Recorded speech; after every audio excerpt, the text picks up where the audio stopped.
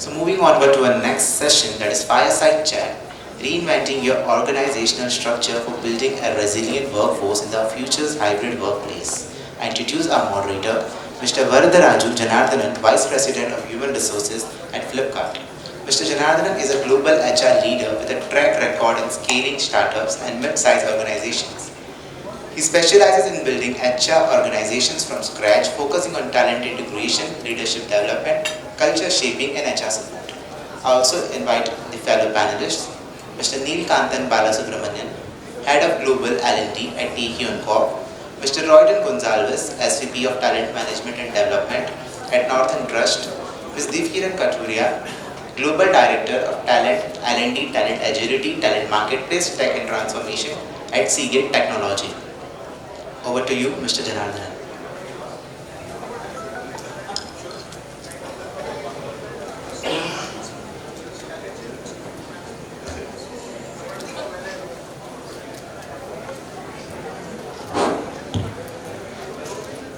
Good afternoon, all of you. So, I'm sure there are lots of energy after a great session. I think the panel before us, they have really enlightened. We'll keep up the pace. I know it's a very serious conversation. Just want to break a little bit that. So, this happened today morning. I just want to really check with you on this.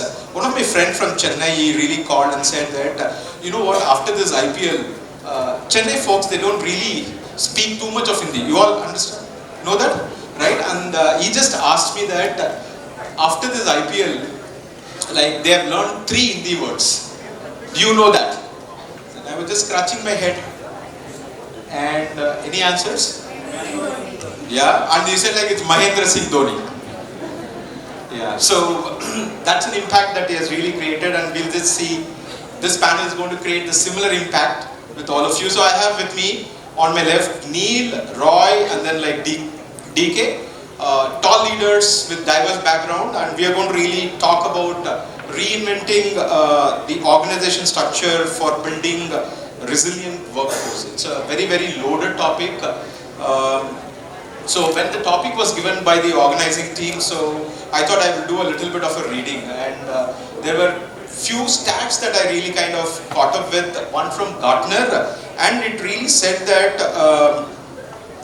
how many of you think the adoption of AI in the general business practices, what percentage that organization would adopt? Any idea? By 2025? A number, just a number. 30? Okay, it is staggering 85%. Then you just look at the impact it's going to really have with the workforce. That's number one. And second, this is a very interesting, I just read it from World Economic Forum, right? And it really talks about the percentage of our children who are in the primary education now, when they hit the job market, what percentage of the job would likely to change? What we do now versus what they really, when they really come in. 90? Okay? Okay, so I think you guys took aspiration, too much of an inspiration from a previous, and it said like 65%, right? And I'm just going to leave it with this last. How many of you think the wellness and engagement goes hand in hand? Yeah, all of you, right? There's also an interesting study. I think you should really do this Gallup study, very recently published. They did a dipstick in US market. They did a clear correlation of healthy workforce is a happy workforce. Happy workforce is an engaged workforce, and engaged workforce are less stressful and they're more resilient. And it gives contributes to the bottom line close to 21% as compared to the unhealthy workforce, right? Given all of this context, now my job is easy, just to ask a question and put them on spot, right? So here is what I want to hear from all of you to start with. What do you think with all of this data around us, the speakers who were talking before, what do you think the future of workforce would be? Just one line of narration. I mean, if it was up to me, I would say I would love a teleportation office Yeah, some days I want to wear pants, some days I want to wear pajamas. And if I don't turn up, I can blame it on quantum flux maybe. But I think, jokes apart, I think it will be really, really human centered. In the past, during Industrial Revolution, when we were talking about factories, right, it was about the workplace. Then we started into the IT, we had the .com way, and now we have, AI. It became a lot about work. But where we stand today, where a lot of your work can be done by that tech, I think it's increasingly going to become a paradigm where the worker is in the center stage. And I think that's what our previous panelists were talking about. Drilling down to the level of what skills come with you, what do you really want to do, and what do you really want from the organization as well. There are a couple of factors, I think, like diversity in the generation, especially the next Gen Z and Gen Alpha, and I think the tables are turning. So I think it will be all about adaptability, flexibility, resilience. Overused words, but as cliched as they are, that's where we are going. Your views, Neil? Okay, I'm going to give a slightly dystopian view. I hope that the future workplace is not a workplace where AI co-pilots send beautiful emails to each other while the human element is completely lost. I hope we don't go there. Yeah? So I'm going to talk about the determinants, right? So I think the people who are part of the workforce are going to decide how the future of the workplace is going to be. There's already a skills shortage globally. We're probably not facing that in India yet. But organizations in the past have determined how the workplace is going to be, but it's the talent that they need to attract, and the talent is going to determine the future. And of course all of you know this, I think the game changer is going to be AI, and not just Gen AI, but general AI, because with the advent of various AI tools, the future of the workplace is going to change drastically in the next 5, 10, 15 years. I think all of what you just said is very, very important, but I really wish, Neil, that we don't have co-pilots keep sending us those interactive emails. Co-pilots will talk to each other. We might not have to do too much. Alright, Roy, I'm just going to really pick up this very important. We spoke about the future of workplace and all of that, right? I want you to really throw some wisdom around how should organizations now should look at structures, right? So that they are really future ready, right? Any examples? Thanks, Varadharaju. I think that's a very interesting question. Now, if you look at organizational structures, and if I ask you to visualize an organizational structure, what comes to your mind? Anyone? Hierarchy, right? So it's like a pyramid. That's what comes to your mind. So if you look at the various organizational structures that are used widely globally, most of them are function based, right? So they're functional structures, like a pyramid. You have a CEO, you have a top management layer, middle management layer, supervisory layer, and you have the rest of the workforce, right? Now, if you look at certain variations, you have the same structure in departmentals, like you have like verticals, right? They are just nothing but hierarchical structures, but smaller hierarchical structures, right? Which typically happens when there's a acquisition, merger and stuff, right? Then you have matrix organizations. I don't know how many of you are part of matrix organizations, right? It is also hierarchical in nature.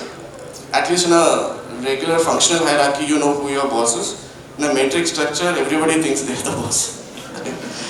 And then taking it further, you have somebody thought they came up with a brilliant idea and they said, okay, I'll design circular organizational structures, right? It all looked fine initially. The circular organizational structure is you have the middle, the management sits in the middle, and you have these concentric circles, right? Now if you look at it on paper, on 2D, it looks different. But if you look at it, take a top angle isometric view, right? It's nothing but a cone. So a pyramid became a cone, but nothing has really changed in reality, right? And why has that been so? So I'm just going to take you back to the first industrial revolution, right? Wherein we had, for the first time, machines. come into the workforce, and that required a certain supervisory structure, right? Then came electricity through Industry Revolution 2.0, 3.0, technology came in, automation came in, today we are at 4.0, and we are talking about a lot more automation, you know, the internet, the boom, connectivity, our mobile phones, right? What is next? So the next big thing is Industry 5.0, and Industry 5.0 is basically 5 different things. People centricity, I heard that a lot since morning, that is one. 2, resiliency, which is the topic we are talking about, sustainability, AI, which is going to play a big role, right? And all of this coming together in hyper-personalization, right? Now, if you have to look at the change in the structure, you'll have to look at why these structures were created in the first place. And these were for primarily 3 main reasons. It was for people management, it was for decision making and problem solving, right? AI is going to help us in decision making, problem solving, it's going to be a leveler. So the differentiator here is the people centricity, right? Now, the people centricity again is about the various management layers, right? So with hyper personalization, the question that we need to really ask ourselves is, how do we reduce that supervisory layer? So if people are going to take ownership of their own work, and we've already seen that happening with gig workups and in startups, how do we flatten the layer, right? And how do you achieve that? The answer is already there. There are a lot of leadership models, there are a lot of competencies available, where we talk about ownership, where we talk about bringing your true self to work, you're talking about you know, everyone being a leader. So if that framework of competencies is implemented, sure, I'm sure in the future, you would have a structure, an organizational structure that is ready for humans and machines working together. Yeah, I think brilliantly articulated. Just a fun side, you said like structures are like triangles, circles. Suddenly I thought you were giving a mathematics class. Alright, so what I really, my takeaway, Roy, is of what you really said as empowered organization is, I put it differently, right? Be the captain of your ship. So that if you're captain of your own ship, then I think you own it and you do what is really right. Fantastic. From structure, let's kind of logically move to culture, right? DK. So, how do you think we should foster this culture of flexibility and adaptability? That's exactly what Roy was really mentioning, right? In this fast-changing ecosystem. Important question, because I think in the previous panel we were talking about a talent marketplace sort of a way where skills are in the center stage and you get opportunities or get work done based on that. But that cannot happen unless the mindset and the culture needle has moved in the organization. So at Seagate we implemented something similar, which you also have, with Gloat, a talent marketplace. It is skill-based and based on not just the skills you have today or experiences you have today, but maybe what you want to do in the future. I think someone was giving an example of you're in marketing, you want to go to HR or the other way around. How do you travel that path based on skills? That is what it does for us. And it goes back to creating that culture, using the tool, using the change and enablement. A lot of this would start, I would say, from the policies, right? HR known to do all these policies. But I think that's where it starts. When you want to create a culture, you have to first start with putting those rules and policies in place. So for example, Roy, you talked about having a flatter structure, teams working in projects or gig workers coming in and helping you. How would that happen, right? So what we've started is we've experimented first with an internal talent marketplace where part-time projects are published. So I can go and say, instead of hiring a contractor, because I don't need a full-time person, I need this skill for these many hours per week.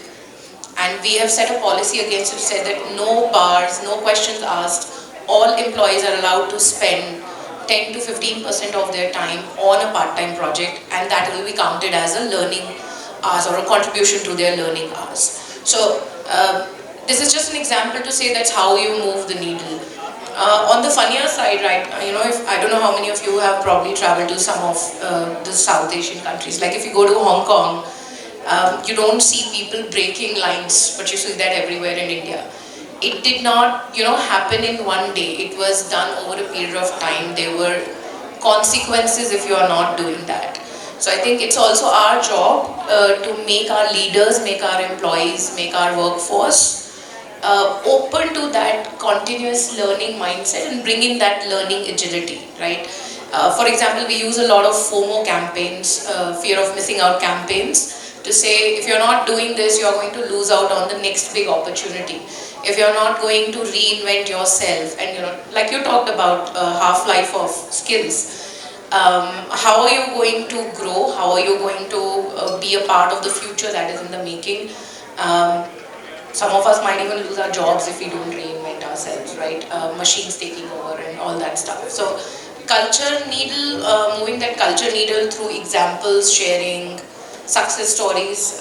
We share the success story of our CEO a lot. He actually started in a manufacturing plant and now he's a CEO, right? So I think sharing those success stories is another thing that we do. But just in one line, I strongly feel that technology, I know we are all talking about it, but it is still and always will be an enabler. At the end of the day, technology is also created by humans. So the limitless potentials that humans have, I think that's what will move the needle. Yeah, I think you also alluded to the point that last panel, I think Vikas, the one who just said, what is in it for me, right? Somebody moving from HR to marketing, and he actually said his own example, being a salesperson to become delivering training, right? And what beautifully said is, when there is a need, I think our ability to learn really goes up. And the technology can be an enabler. For example, the gloat that you really said, if we understand the aspirations of people and then you put those learning modules there, then I think we become a true enabler, and that's where the culture. Thank you so much. So with all the structures and cultures that are put in place, who drives all of this is leaders in the organization, right? It's a difficult spot. Are they really equipped for those difficult future ahead of them? Short answer is no. What's your follow-up question?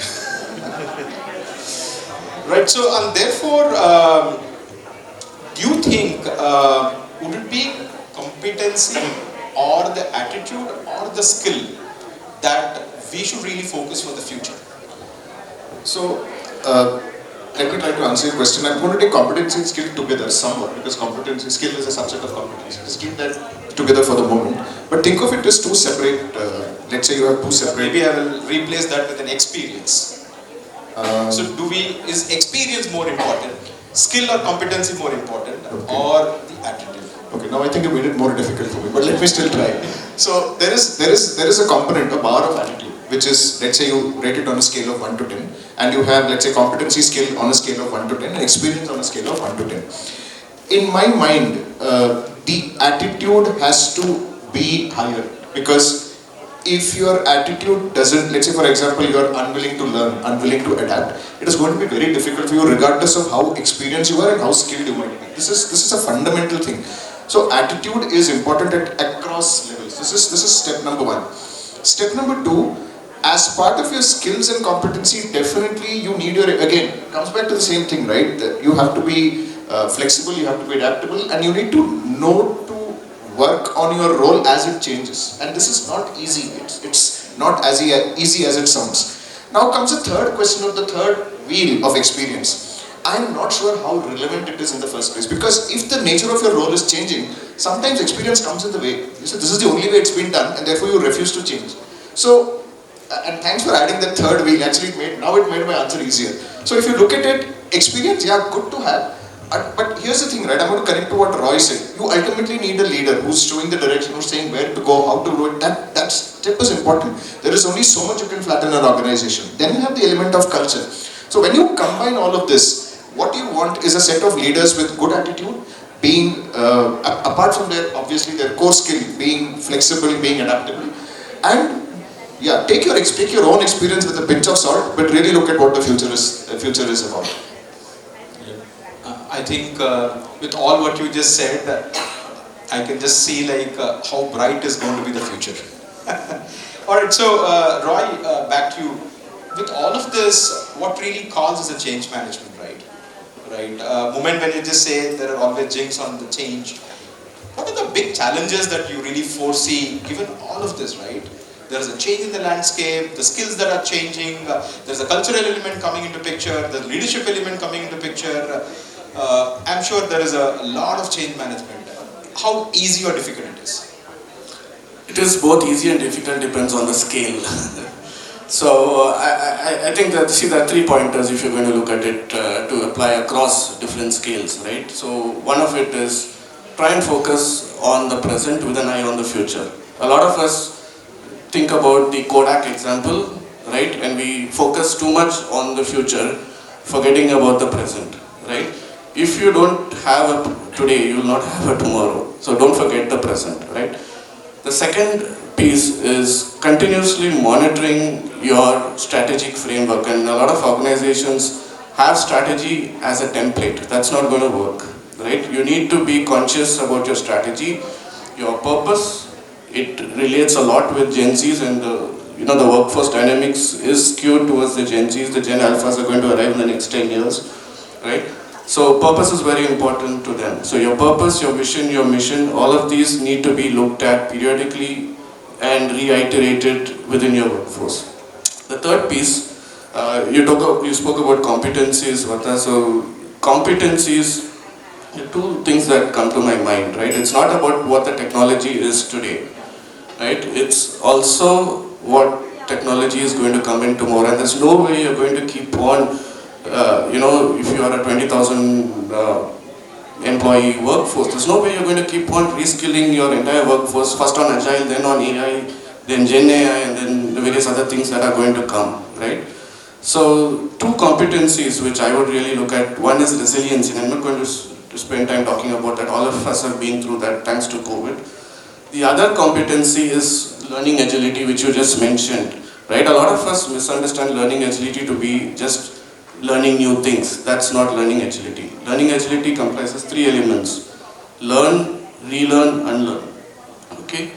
Second, whatever you learn in one context, you should be able to apply it in another context. Third, it's all about feedback. Make sure you get feedback and keep on improving. That is learning agility. Right? So I'm going to stop there. I know we're running out of time. Yeah. So I just thought, in the interest of time, should we also kind of opportunity for the people out here to ask any questions to the panelists? We will take 1 or 2 questions. Yeah. Pass on the mic. Yeah. Everybody, just come.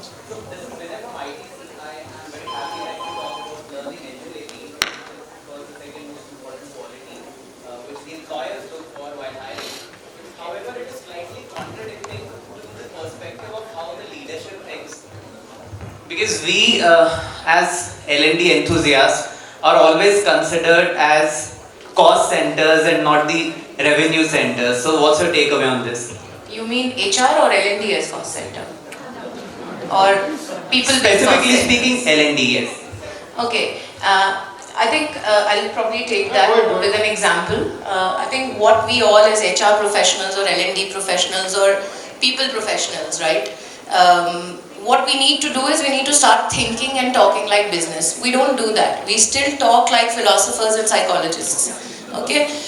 So when we were implementing a talent marketplace, one of the questions that we were asked is, okay, fine, we'll implement it. We'll pay so much money for it. We'll have internal employee first. But these are all soft benefits, engagement, retention, blah, blah, right? This is exactly what someone in the room said with blah, blah. So what we did was we went back, we looked at research data, report our own cost for an employee when we hire them. Our cost for, we really delved down to say what is the cost even for full-time employees per hour. We went down to that level to break it down. And then we said, if we are hiring somebody, Their cost from external hiring versus internal hiring in our organization is about 5 to 6 months of that person's yearly salary. If someone is working on project, for example, in the first year we unlock 60,000 hours of work through these part-time projects. Now you marry it to who is working on that, how many hours, simple maths we used to do, when we were kids. And then that gave us an ROI of 300% to go back to business with the first pilot. And when you go and say, this is the money I'm saving on top line, this is the money I'm saving on bottom line, and here is your ROI, most skeptics will also be on your side. So, just my I think fantastic mathematics. So, generally I keep hearing this question from CFOs. Are you from finance? No, I'm from L&D. Okay, great. So, the simple one-liner to me is like they come back and say, you invest so much of money, what if these guys don't pick up the skill? Then my answer to them is, if you don't invest and if they don't pick up any skills, then look at the organization, right? So that's how the perspectives are. Thank you. Yeah, I have Naveen behind me. The time is up. Thank you so much. Yeah, thank you so much, Neil, Roy, and DK. Wonderful thoughts, lovely audience. Thank you so much. Thank you. Thanks, Varadharaju. Thanks a lot to all the panel members for sharing their wonderful thoughts. To do the honors, I request Mr. Joshua Sanath, Director of Learning and Development at 24/7 AI, to please join us on the dais. Starting with Mr. Varadharaju Janardhanan, Vice President of Human Resources at Flipkart.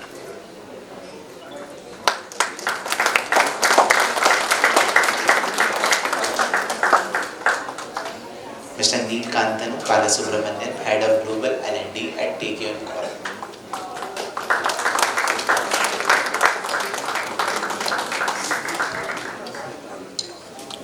Mr. Roydon Gonsalvez, SVP of Talent Management and Development at Northern Trust Corporation.